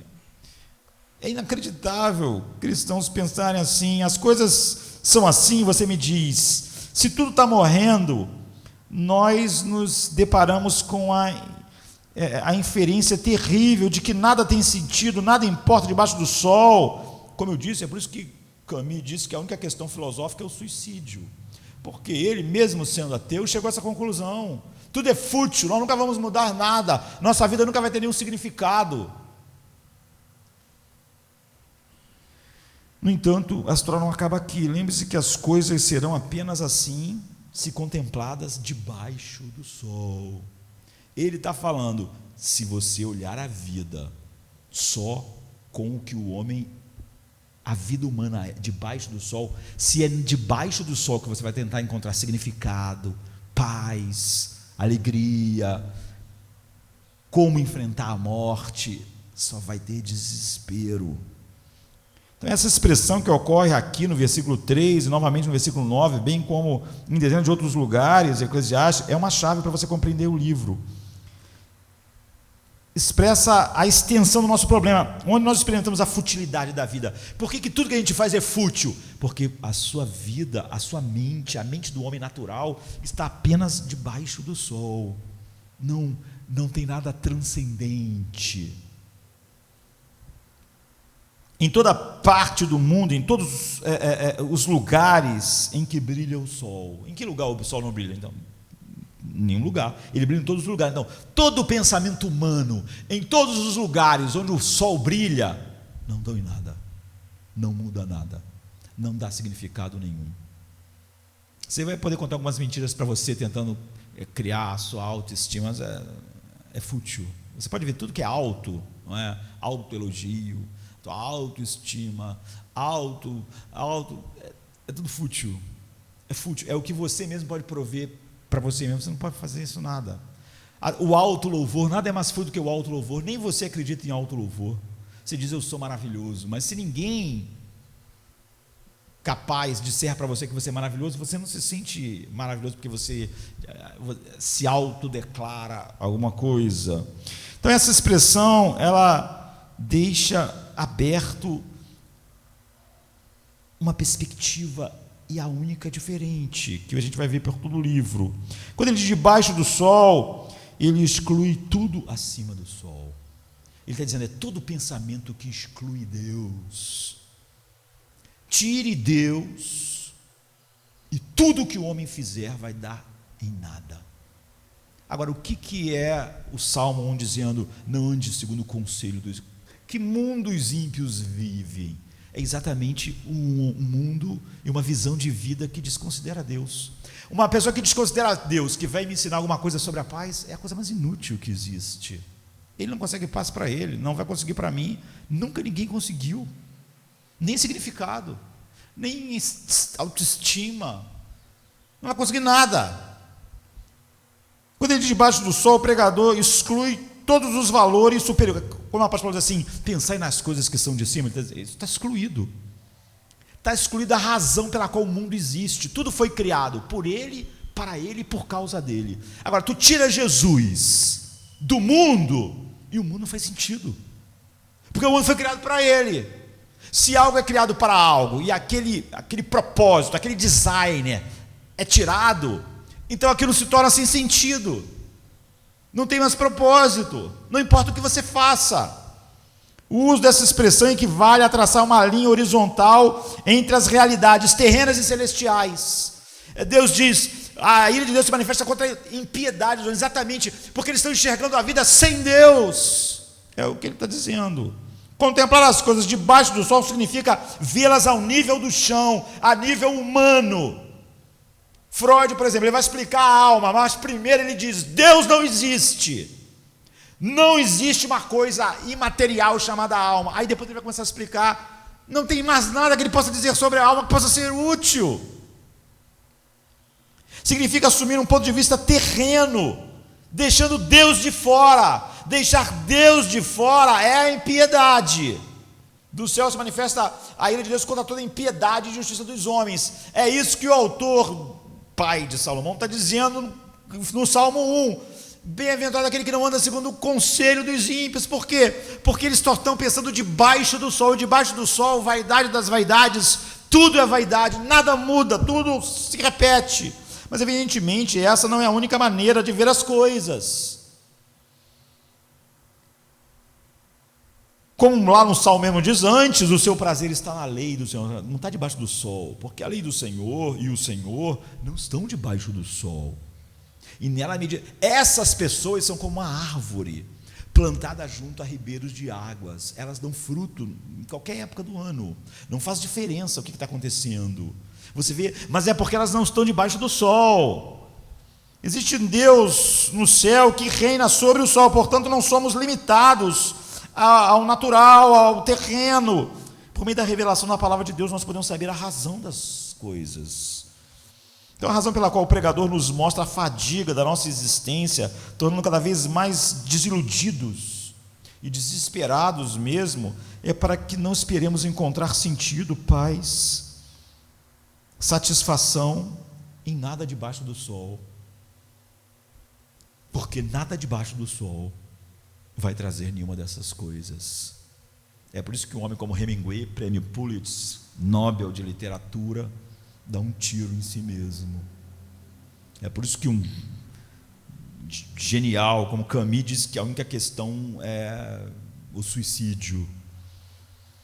O comentarista inglês do século XIX, Charles Bridges, ele diz assim: ele nos faz sentir, o autor de Eclesiastes, o gosto amargo do abismo dos rios terrestres do humanismo, para que diante da fonte celestial possamos apontar nossos irmãos pecadores para um mundo de vaidade que deixamos para trás e para a glória e os prazeres do mundo novo que encontramos. Isso não significa que, se acreditamos em Deus, todos os nossos problemas terminam imediatamente, a fadiga, a vaidade da vida. Nós estamos num mundo sujeito a essas coisas. Por um lado, os cristãos muitas vezes se esquecem de lembrar de Deus, e quando isso acontece, voltamos imediatamente para debaixo do sol.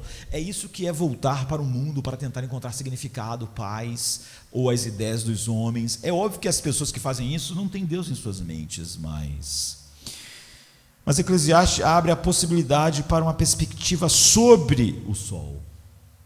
Todo o humanismo secular está debaixo do sol, não está levando Deus em conta, a revelação de Deus. Uma maneira de ver isso é pegar todas as coisas que tornam a vida enfadonha, as repetições cansativas da natureza, a experiência humana, e ver a diferença que isso faz quando nós trazemos Deus de volta na imagem. O que acontece quando nós levamos a vaidade, todas essas vaidades, para o Santo dos Santos? Tudo muda, e nós contemplamos tudo do ponto de vista de Deus, sobre Cristo. Olha os desejos de Paulo. Ele um dia pensou só nesse nível. Ele diz: agora eu considero tudo isso lixo, tudo debaixo do sol, para dar significado. Eu busquei, fui o maior, o melhor. Então, o autor de Eclesiastes, o pregador, olha para o mundo natural e não consegue reconhecer qualquer progresso. Nada vai melhorar, nada vai trazer um pouco de paz. Mas existe essa perspectiva. Quando você olha para o céu, não só sob o sol, ele diz, quando você olha para o sol, só sob o sol, parece que é inútil, ele nasce, passa o dia e some, igual a música do Pink Floyd. No outro dia ele nasce do outro lado, volta, é inútil. Mas quando você vê o sol do ponto de vista de Deus, aí o pai de Salomão diz assim no Salmo 19:1: os céus proclamam a glória de Deus e o firmamento anuncia a obra das suas mãos. Está vendo? Quando você tem o significado, o porquê das coisas, tudo foi criado, Paulo diz, por ele, para ele, por causa dele. O sol já não parece uma coisa sem sentido. Para provar seu argumento, ele olha para o mesmo e velho sol e diz: como noivo que sai dos seus aposentos e se regozija como um herói a percorrer o seu caminho. Então não importa se o sol parece fazer qualquer progresso ou não, ele testifica a alegria e a força do seu Criador. Por isso, o Salmo 113:3 diz: do nascimento até o pôr do sol, louvado seja o nome do Senhor. Então a repetição que a gente vê na natureza é testemunha da bondade, da ordem de Deus, mostra um traço do caráter de Deus. Aquilo começa a ter significado, não é? O vento sopra ao seu mando, as águas correm conforme a sua ordem, tudo acontece para o bem da criatura. Então as escrituras dizem assim no Salmo 104: põe nas águas o vigamento da tua morada, tomas as nuvens por teu carro e voa nas asas do vento. Novamente as escrituras dizem assim em Jó 36:27: porque atrai para si as gotas de água que do seu vapor destilam em chuva, a qual as nuvens derramam e gotejam sobre o homem abundantemente. Assim, em vez de ver essas rotinas diárias da natureza, como Coelete os viu, quando você põe Deus, Jeremias as viu assim, cada manhã, que parecia ser tão inútil, o sol não morre, nasce só para acontecer tudo de novo. Jeremias diz assim, Lamentações 3:22: as misericórdias do Senhor são a causa de não sermos consumidos, porque suas misericórdias não têm fim, se renovam a cada manhã. Agora, ao olhar para o sol nascendo, olha o que Jeremias está vendo. As misericórdias do Senhor estão se renovando a cada manhã, porque Ele está acima do sol. Então, existe algo novo.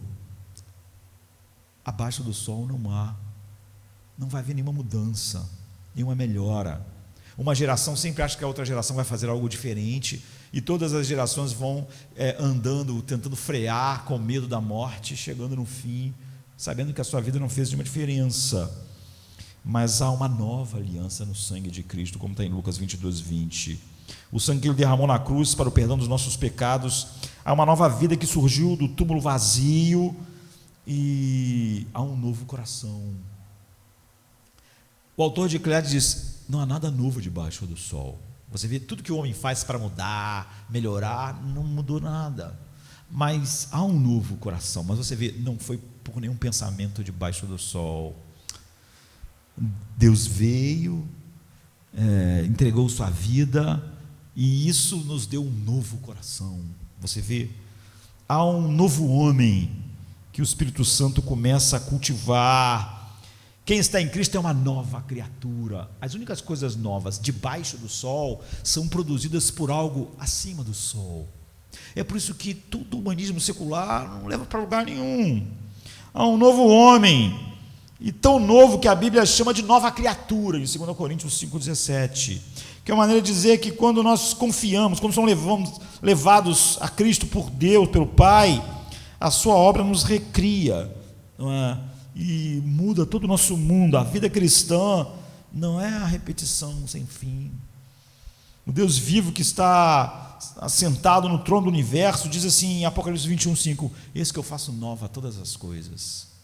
Você vê, quando você pensa só como homem natural, como o autor de Eclesiastes se propôs, ele diz: não há nada novo, tudo que já foi, não há nada que vai mudar, não há nada que o homem faça, tudo fica igual. Mas Deus diz: eis que faço nova todas as coisas, quem está em mim, nova criatura é, eu dou um novo coração.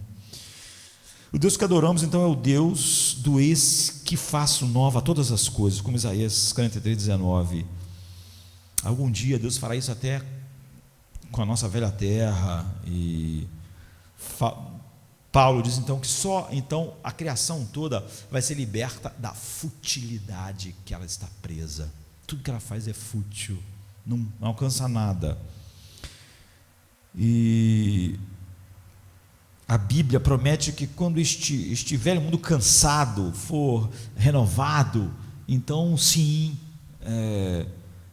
nós teremos novos céus, nova terra, como está em 2 Pedro 3,13. Essa promessa da esperança ao povo de Deus, essa é Cristo em nós, é a esperança da glória. Você vê, não há nenhuma esperança no cristão que seja baseada em mudanças abaixo do sol. Todas as esperanças cristãs, elas estão em coisas acima do sol. Debaixo do sol, a realidade é de Eclesiastes. É por isso que é inacreditável, não é? Você pensar que alguém enxergou todas essas verdades incríveis tantos séculos atrás, antes de Cristo, como Eclesiastes, como autores pagãos, como Sócrates. E as pessoas hoje se dizem cristãs e ainda têm esperança no humanismo secular. A frustração da vida não vão permanecer para sempre só por causa do que Cristo fez. Há a possibilidade de uma vida que não teme a morte, que se renova a cada manhã, como o apóstolo Paulo diz: o meu velho homem exterior está se corrompendo, está sofrendo a futilidade da criação, mas o meu homem interior se renova. É a única coisa nova que existe no mundo, é o que Deus está fazendo. Não há nada que o homem faça que está fazendo nada novo. E em todo o primeiro comentário, o primeiro comentário que já foi escrito de Eclesiastes, que a gente conhece, é de Dídimo, o cego, 313, 398 depois de Cristo. Ele foi um teólogo da igreja copta. Ele diz assim: uma pessoa iluminada pelo sol da justiça não está debaixo do sol, mas dentro dele. Assim diz o Evangelho: o justo brilhará como o sol no reino do seu Pai, não debaixo do sol. Quando vier o grande dia, ele diz, nossos ouvidos inquietos vão contemplar a plenitude final de Cristo, que nós já começamos a contemplar agora, e vamos ficar tão extasiados. Não é só que ele era suficiente para satisfazer todas as nossas necessidades, dar descanso à alma, a paz, a alegria agora, mas isso é muito pouco perto do que a gente vai ver, porque Deus diz assim: aquilo que os olhos não viram, os ouvidos não ouviram, nem jamais penetrou no coração do homem, é o que Deus tem preparado para nós. Deus não está falando aqui de uma paisagem bonita que a gente nunca viu, de um rio. Ele está falando: vocês vão ver Jesus como eu vejo, e a glória tão grande, a satisfação tão infinita, que a mente de vocês não podem imaginar. Os olhos de vocês jamais viram nada igual.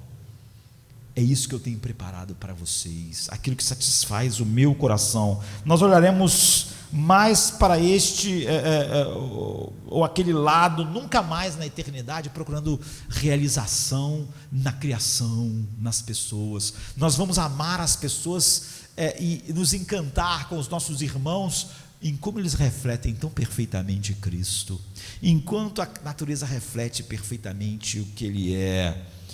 E devemos nos lembrar disso sempre que frustração, irritação, decepção, esse mundo quebrado não pode fazer nada para esse mundo ficar menos do que quebrado. Nem a perfeição do Éden foi suficiente para satisfazer o coração de Adão. Não é porque a natureza está caída que ela não satisfaz a nós. Não é porque o outro ser humano é caído que ele não satisfaz. Isso é óbvio que traz mais dor, aflição e etc.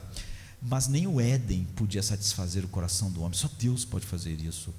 Se você estivesse no Éden e olhasse só debaixo do sol, tudo o que ia haver era insatisfação, como acabou havendo. E o fato de estarmos cansados da vida, do homem ser isso, pensar a vida é um enfado, a única questão filosófica é o suicídio, é Deus deixando o homem sentir profundamente: só eu satisfaço. Não há nada que vocês vão inventar, não há nenhuma ideia da sociologia, da antropologia, da psicologia que vai curar vocês. A miséria humana, a futilidade de tudo, vaidade das vaidades, tudo é vaidade. E tudo isso nos leva de volta para a pergunta que o pregador fez no início: que proveito tem um homem de todo o seu trabalho com que se afadiga debaixo do sol? A resposta é nada. Não é que o humanismo secular pode dar alguma coisa, mas não é suficiente, não pode dar nada. E T.M. Moore escreve assim: mesmo que Salomão queira que seus leitores entendam que a vida debaixo do sol é um presente de Deus e deve ser aceita e aproveitada como tal, ele faz de tudo para nos mostrar que a vida vista apenas pela perspectiva humana, debaixo do sol, sem Deus, nunca faz sentido. A expressão debaixo do sol resulta repetidas vezes a futilidade e a falha de sentido da vida vivida apenas para o ego e para o momento, sem gratidão ou respeito para Deus e os seus caminhos. No entanto, a pergunta pelo lucro ou ganho continua sendo uma boa pergunta: o que eu ganho com isso? Nós sabemos o que Jesus dizia. É óbvio que ninguém pode ter tudo que imagina que possa ter. Nem Salomão pôde ter tudo de verdade. Ele diz: tudo não dá nada. Mas Jesus leva isso a um outro nível, que é onde nós queremos acabar hoje. Jesus diz: o que ganhará o homem? E ele perguntou, só que Jesus virou a pergunta de Salomão: o que nós vamos ganhar de todo o nosso trabalho, de tudo que a gente consegue? Jesus vai além do que a gente consegue. Jesus vira a pergunta de Jesus para baixo. Jesus não perguntou o que no mundo nós ganharíamos por nosso trabalho. Ele diz assim, em vez disso, Jesus perguntou o que realmente a gente ganhasse se a gente tivesse conseguido tudo. Ele diz assim: que aproveitará o homem se ganhar o mundo inteiro e perder a sua alma? Nada. Não vai ganhar nada. Mateus 16, 26, Marcos 8. Jesus está dizendo: ainda que você conseguisse tudo que é possível, o mundo inteiro, o que a sua alma ganharia? Como ela se sentiria no final? Da mesma maneira, a mesma frustração, o mesmo nada. A implicação é que mesmo que o mundo inteiro